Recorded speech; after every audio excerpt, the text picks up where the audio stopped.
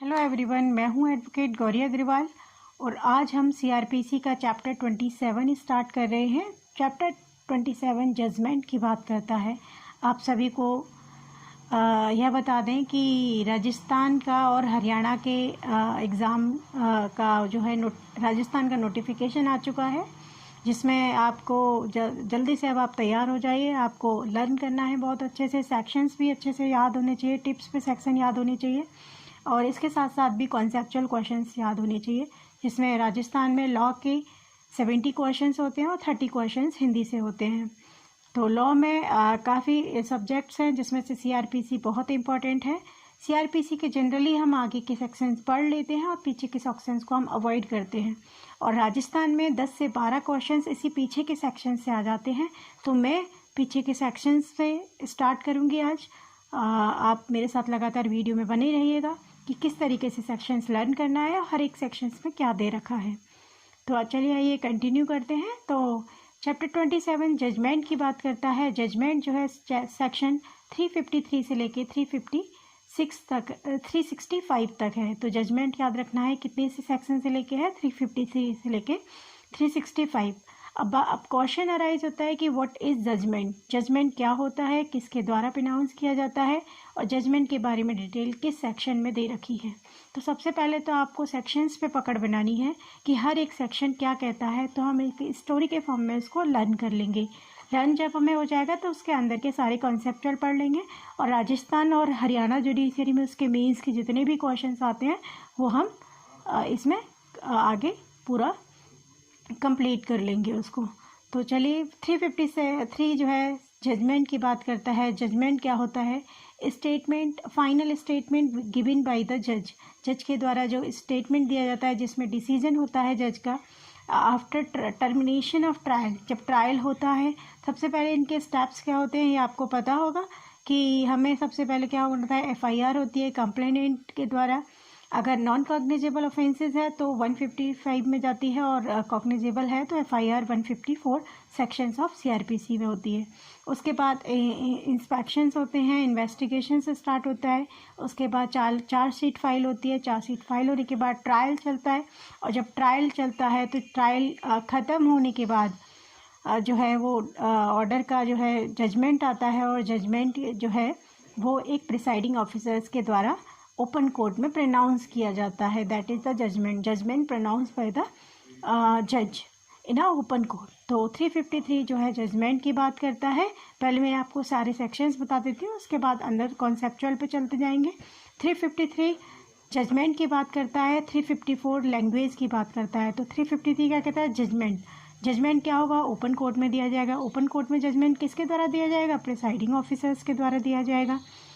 ठीक है। उसके बाद 354 है लैंग्वेज की बात करता है। लैंग्वेज यानी जजमेंट का जो है लैंग्वेज कैसी होनी चाहिए, वो कोर्ट की लैंग्वेज में होना चाहिए। जजमेंट जो है डिलीवर होगा एक्यूज्ड को और उसको एक्सप्लेनेशन जो होगा एक्यूज्ड या उसके प्लीडर की लैंग्वेज के बेसिस पे होगा। जो लैंग्वेज प्लीडर और एक्यूज को समझ आएगी वही लैंग्वेज में उसको समझाया जाएगा। लेकिन जजमेंट जो है वो लिखा किस में जाएगा? वो कोर्ट की लैंग्वेज में लिखा जाएगा। मान लीजिए अगर लोकल जैसे मान लो सिविल सेशन कोर्ट हैं, डिस्ट्रिक्ट एंड सेशन कोर्ट होते हैं, वहाँ पे जो लैंग्वेज चलती है उस हिसाब से उसी लैंग्वेज में जजमेंट लिखा जाता है। जैसे गुजरात है तो वहाँ गुजराती लिखा जाएगा, पंजाब है तो पंजाबी लिखा जाएगा, और जहाँ यूपी है तो वहाँ हिंदी में चलेगा मोस्टली, और कुछ और इंग्लिश और हिंदी दोनों को प्रायोरिटी है। अगर हाई कोर्ट और सुप्रीम कोर्ट की बात करें तो वहाँ पे इंग्लिश में जजमेंट राइट लिखा जाएगा। तो वही सारी चीज़ें हैं। लैंग्वेज किस लैंग्वेज में होगा, कैसे लिखा जाएगा, किस तरीके से डिलीवर होगा, वो हम बाद में डिस्कस कर लेंगे। 354 लैंग्वेज की बात करता है। 355 talks about the metropolitan magistrate. Judgment जो है वो जो क्या है जजमेंट, वो मेट्रोपॉलिटन मजिस्ट्रेट के द्वारा प्रोनाउंस किया जाएगा। उसके बाद 356 बात करता है एड्रेस्ड प्रीवियसली कन्विक्टेड ऑफेंसेस। जो प्रीवियसली ऑफेंसेस हुए हैं उनको किस तरीके से एड्रेस किया जाएगा, कि पुराने जैसे ऑफेंसेस हैं उनको किस तरीके से एड्रेस किया जाएगा, वो यहाँ 356 बताता है। 357 टॉक्स अबाउट द कंपेंसेशन, कि किस तरीके से मजिस्ट्रेट जो है ऑर्डर टू पे कंपेंसेशन करेंगे। अगर विक्टिम कंपेंसेशन स्कीम है 357A में, 357B जो है कंपेंसेशन 320 कंपेंसेशन है वो 357B में दे रखा है, और 357 जो है वो विक्टिम के ट्रीटमेंट की बात करता है कि विक्टिम के ट्रीटमेंट के लिए जो भी कंपेंसेशन दिया जाएगा, वो जो कोर्ट ऑर्डर करेगी वो कंपेंसेशन प्रोवाइड किया जाएगा। तो 357 इज़ वेरी वेरी इंपॉर्टेंट। इससे काफ़ी क्वेश्चन आ जाते हैं कि डायरेक्ट क्वेश्चन पूछे जाते हैं कि कंपेंसेशन कहाँ दे रखा है, ऑर्डर टू पे कंपेंसेशन 357 में। 356 का 7 का सी में क्या दे रखा है, विक्टिम का ट्रीटमेंट कहाँ होगा, 357 के सी में उसका कंपेंसेशन मिलेगा। विक्टिम का जो भी ट्रीटमेंट किया जाएगा उसका खर्चा कौन उठाएगी, उसका खर्चा जो है कोर्ट उठाएगी। उसके बाद विक्टिम कंपेंसेशन स्कीम किस में दे रखी है, वो 357A में दे रखी है। 358 क्या कहता है कि जो कंपेंसेशन दिया जाएगा जिनको बिना बात के गिरफ्तार कर लिया गया, compensation for groundless arrested person, जो ग्राउंडलेस अरेस्टेड पर्सन हैं उनको कंपेंसेशन प्रोवाइड किया जाएगा। उन्हें बिना बात के जो उनको हर्ट हुआ है, जो उनको मानसिक क्षति हुई है, उनको फिजिकल और मेंटल डिस्टर्बेंस हुआ है, उस अरेस्ट का बेकार में उनको डायरेक्टली अरेस्ट कर लिया गया, तो उनको कंपेंसेशन प्रोवाइड कराएगी court. 359 talks about the cost, क्या कॉस्ट होगी, वो कॉस्ट के बारे में बात करता है।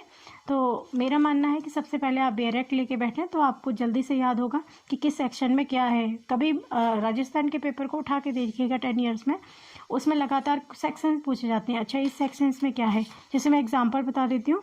एक क्वेश्चन पूछा गया था कि treatment of victim has been incorporated under the CRPC 1973 by Criminal Law Amendment Act 2013 under which section? Question ध्यान से सुन लो।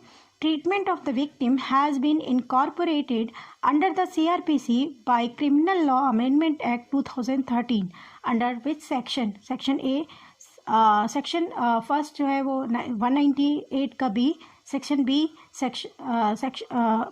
ऑप्शन बी, ऑप्शन ए जो है 198 B, option B is 357 B, option C is 357 C and option D is none of the above. तो आपका option क्या आ गया, 357 सी। Next question पूछा जाता है कि under which section of CRPC compensation is paid to groundlessly, किस सेक्शन में आता है कि compensation is paid to groundlessly arrested person? Option is 357, option B is 358 and option 3 is 357A and option D is 360। तो कौन सा answer होगा? अभी हमने बताया 357 में दे रखा है विक्टिम कंपेंसेशन स्कीम। तो कंपेंसेशन ग्राउंडली अरेस्टेड के 3 वो थे। 357A में दे रखा था विक्टिम कंपेंसेशन स्कीम, दूसरे में दे रखा compensation regarding 327A and 327B, और last one is victim treatment which is given under section 357 का C। तो ये आपको सेक्शन टिप्स पे होना चाहिए। मैंने राजस्थान के दोनों क्वेश्चंस बता दिए। अब हम चलते हैं सेक्शन 360 एडमोनिशन की बात करता है कि डांट फटकार के भगा दो। प्रोबेशन ऑफेंडर एक्ट में भी वहाँ पे भी एक सेक्शन दे रखा है। अगर इन दोनों में कॉन्ट्राडिक्ट होता है तो कौन सा प्रिवेल करेगा? तो हमेशा स्पेशल लॉ कॉमन लॉ पे प्रिवेल करते हैं। तो वहाँ पे प्रोवेंडर में बात आती है तो प्रोवेंडर वाले सेक्शन जो हैं वो प्रिवेल करेंगे। और यहाँ पे अगर हम डायरेक्ट बात करते हैं एडमोनिशन की कि डांट फटकार के एक्विटल कर दिया पर्सन को, एक्यूज्ड पर्सन को, तो वो यहाँ पे दे रखा है 360 में। आपको बहुत इंपॉर्टेंट है मेंस के हिसाब से भी और प्री के हिसाब से भी। इसके बाद हम 361 में बात करते हैं special reason to be recorded in certain cases, यानी जो भी स्पेशल रीजन है उनको रिकॉर्ड किया जाएगा, चाहे वो प्रोबेशन एक्ट 1958 का हो, चाहे वो चिल्ड्रन एक्ट 1966 का हो। तो ये आपको याद रखना है। स्पेशल रीजन प्रोवाइडेड हैं under which section 361 and 362 talks about the court not alter the judgment. Court कब ऑल्टर नहीं करेगी जजमेंट, ये आपको ध्यान से सुनना है।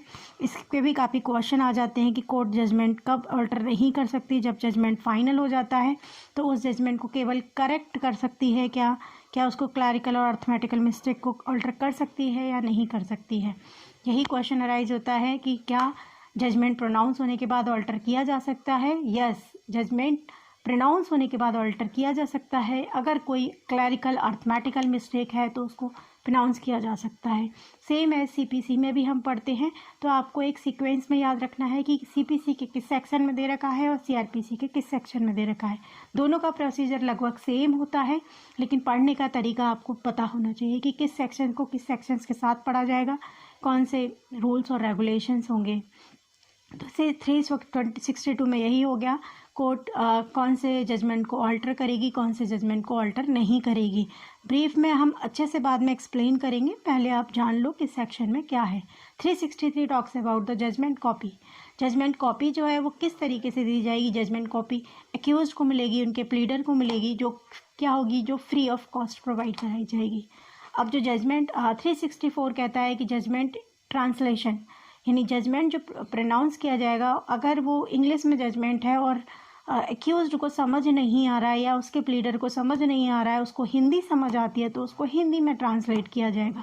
अगर हिंदी में है और उसको इंग्लिश समझ में आती है तो इंग्लिश में ट्रांसलेट किया जाएगा। अगर गुजराती है तो अगर उसको हिंदी आती है तो गुजराती से उसको हिंदी में ट्रांसलेट किया जाएगा।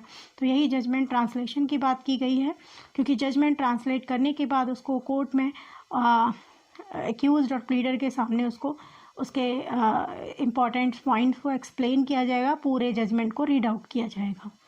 यही बात ध्यान रखनी है। 365 लास्ट है, जो क्या कहता है कि जब जजमेंट जो आ जाता है उस पर हर एक जजमेंट के पेपर पे सिग्नेचर हो जाते हैं जज के, उसके बाद जो जजमेंट की कॉपी है वो भेज दी जाती है कोर्ट ऑफ सेशन के द्वारा, डीएम को दे जाती है, डिस्ट्रिक्ट मजिस्ट्रेट को वो कॉपी प्रोवाइड कराई जाती है। तो यही था, जजमेंट बहुत आसान है। तो आइए हम ट्रिक से याद करते हैं। 353 में जजमेंट बात करता है, जजमेंट कौन देगा, जजमेंट प्रिसाइडिंग ऑफिसर्स देंगे कोर्ट में। अब जजमेंट किस लैंग्वेज में होगा, 354 कहता है कि जजमेंट भैया कोर्ट की लैंग्वेज में होगा। 355 कहता है कि जजमेंट भैया सुनाया किसके द्वारा जाएगा, तो जजमेंट हमेशा मेट्रोपॉलिटन एरिया में है तो मेट्रोपॉलिटन मजिस्ट्रेट सुनाएंगे, और अनदर एरिया में है तो दूसरे जुडिशल मजिस्ट्रेट सुनाएंगे। ठीक है। अब उसके बाद 355 हो गया यहाँ तक। 356 क्या कहता है कि जजमेंट जब आपने सुना दिया, जजमेंट मेट्रोपॉलिटन मजिस्ट्रेट सुनाएंगे तो प्रीवियसली ऑफेंसेस भी तो देखेंगे भैया कि प्रीवियसली कन्विक्टेड पर्सन है या नहीं है, उसको किस तरीके की सज़ा मिली है। अगर कॉन्ट्राडिक्ट होता है कि 2 या 2 से ज़्यादा ऑफेंसेस हैं तो उनमें अल्टरनेटिवली उनको जजमेंट प्रोवाइड करके उनको इम्प्रिजमेंट दिया जाएगा। तो जो एड्रेस करेंगे, यानी जज जो है जजमेंट सुनाएंगे, जजमेंट हमेशा कोर्ट की लैंग्वेज में होगा। और कौन सुनाएगा, मेट्रोपॉलिटन मजिस्ट्रेट। वो चेकआउट भी करेंगे कि प्रीवियसली कन्विक्टेड ऑफेंसेस तो नहीं है, कोई हीनियस क्राइम तो नहीं है। उसके बाद क्या होगा, अगर कोई बंदे को विक्टिम है तो उसको कंपेंसेशन प्रोवाइड किया जाएगा, उसके लिए विक्टिम कंपेंसेशन स्कीम है, और विक्टिम को ट्रीटमेंट भी प्रोवाइड किया जाएगा। ये सारी चीज़ें हैं। उसके बाद हम चलते हैं 358 में। अब उसको कंपेंसेशन देना पड़ेगा। कंपेंसेशन देने के बाद क्या होगा, अगर तुमने किसी बंदे को बिना बात के अरेस्ट कर लिया है तो भी उसको तुम कंपेंसेशन दोगे। यानी क्या होगा, जजमेंट कोर्ट की लैंग्वेज में सुनाया जाएगा। कौन सुनाएगा, मेट्रोपॉलिटन मजिस्ट्रेट सुनाएंगे। और वो क्या करेंगे, वो प्रीवियसली कन्विक्टेड ऑफेंस को भी एड्रेस करेंगे। उसके बाद जो भी कंपेंसेशन विक्टिम को दिया जाना चाहिए वो दिलवाएंगे, या किसी जानबूझकर किसी बंदे को अरेस्ट किया या कोई ग्राउंड ही नहीं था उसको अरेस्ट कर लिया, उसको भी वो कंपेंसेशन प्रोवाइड कराएंगे। अगर कोई छोटा मोटा ऑफेंसेस है तो उसको डांट फटकार कर कोर्ट भगा देगी कि आइंदा से आप यहाँ नहीं आओगे और आप यहाँ पे नहीं आओगे, और क्या कहते हैं, आपको अपनी ध्यान रखना है, तो उसको डांट फटकार कर कोर्ट भगा देगी। ये 360 में कहता है। अब जो भी स्पेशल रीजन हो गए प्रोबेशन एक्ट में और चिल्ड्रन एक्ट में, उसको रिकॉर्ड कर लिया जाएगा। यानी डांट फटकार के लोगों को भगा दिया, और जो भी ऑफेंसेस प्रोबेशन और चाइल्ड एक्ट के अंदर आते हैं उनको रिकॉर्ड ले लिया जाएगा। अब कोर्ट ने जो जजमेंट सुना दिया, क्या उस जजमेंट को अल्टर किया जा सकता है। अगर कोई अर्थमेटिकल मिस्टेक हो जाती है, क्लैरिकल मिस्टेक हो जाती है, तो उसको कर सकते हैं। यानी कोर्ट जो है जजमेंट सुनाने के बाद उसको अल्टर कर सकती है, या कोई अर्थमेटिकल मिस्टेक हो तो। अब जो जजमेंट की कॉपी है वो क्या होगा, क्या करेगा, मजिस्ट्रेट जजमेंट की कॉपी को फ्री ऑफ कॉस्ट एक्यूज्ड को और उसके प्लीडर को दिया जाएगा। फिर उसके बाद जो है जजमेंट जो है 364 में क्या कहता है, जजमेंट कोर्ट की लैंग्वेज में होगा तो उसको ट्रांसलेट किया जाएगा। अगर जैसे एक्यूज्ड को समझ आएगा उसी लैंग्वेज में उसको प्रोवाइड कराया जाएगा। और फिर उस जजमेंट की कॉपी को कोर्ट ऑफ सेशन जो है वो क्या करेगा, वो डीएम के पास सेंड कर देगा। यही थी जजमेंट के बारे में। तो नेक्स्ट वीडियो काफ़ी लंबी हो जाएगी, तो नेक्स्ट वीडियो में इसका एक्सप्लेनेशन करूँगी। आई होप आपको सीक्वेंस समझ में आ गया होगा, आपको किस तरीके से याद करना है। एक बार फिर से रिपीट कर देते हैं। जजमेंट हमेशा ओपन कोर्ट में प्रिसाइडिंग ऑफिसर्स के द्वारा दिया जाता है और जजमेंट हमेशा कोर्ट की लैंग्वेज में होगा। कोर्ट की लैंग्वेज में कौन जजमेंट को प्रोनाउंस करेगा? मेट्रोपॉलिटन मजिस्ट्रेट करेंगे। वो किस में है? 355 सेक्शन में है। 356 में क्या है? जो भी प्रीवियस ऑफेंसेज हैं उनको जज जो है एड्रेस करेंगे। 357 में क्या है? विक्टिम को कंपेंसेशन मिलेगा। 358 में क्या है? जो ग्राउंडलेसली अरेस्टेड पर्सन है उनको कंपेंसेशन प्रोवाइड किया जाएगा। 360 में क्या है? छोटे मोटे ऑफेंसेज हैं तो उनको डांट फटकार के भगा दिया जाएगा। जैसे मान लो कोई सड़क पे धूम्रपान कर रहा है या कोई न्यूसेंस कर रहा है तो भी उसको डांट फटकार के भगा दिया जाएगा। उसके बाद जो भी प्रोबेशन एक्ट और चिल्ड्रन एक्ट के द्वारा किसी बच्चे ने जो एक्ट किया है यानी कोई ओमिशन किया है या कोई ऑफेंस किया है तो उसको स्पेशल रीजन में रिकॉर्ड किया जाएगा। और रिकॉर्ड करने के बाद जो भी हम जजमेंट तैयार करते हैं, कोर्ट तैयार करता है, क्या उसको अल्टर कर सकते हैं? यस, उसको अल्टर किया जा सकता है। अगर उसमें कोई क्लैरिकल अर्थमेटिकल मिस्टेक है तो उसको सही किया जा सकता है। उसके बाद 363 कहता है कि क्या जजमेंट की copy free of cost provide की जाएगी? यस, जजमेंट की copy free of cost provide की जाएगी। 364 कहता है कि जजमेंट भैया हमें समझ नहीं आया, जजमेंट कोर्ट की लैंग्वेज में हमें समझ नहीं आया, तो क्या होगा? उस जजमेंट को जज के द्वारा जो है ट्रांसलेट किया जाएगा। और उसके बाद जब जजमेंट कंप्लीट हो गया, कॉपी भी एक्यूज्ड और पार्टी को मिल गई, उसके बाद उस एक कॉपी दूसरी कॉपी को जो है जजमेंट की कॉपी को कोर्ट ऑफ सेशन डीएम के ऑफिस में भिजवा देंगे। तो यही था। आई होप आपको समझ आया होगा। नहीं समझ में आया होगा तो मुझे कमेंट करके ज़रूर बताइएगा। मेरे चैनल को सब्सक्राइब कीजिएगा, लाइक कीजिएगा और कमेंट करना मत भूलिएगा। Thank you.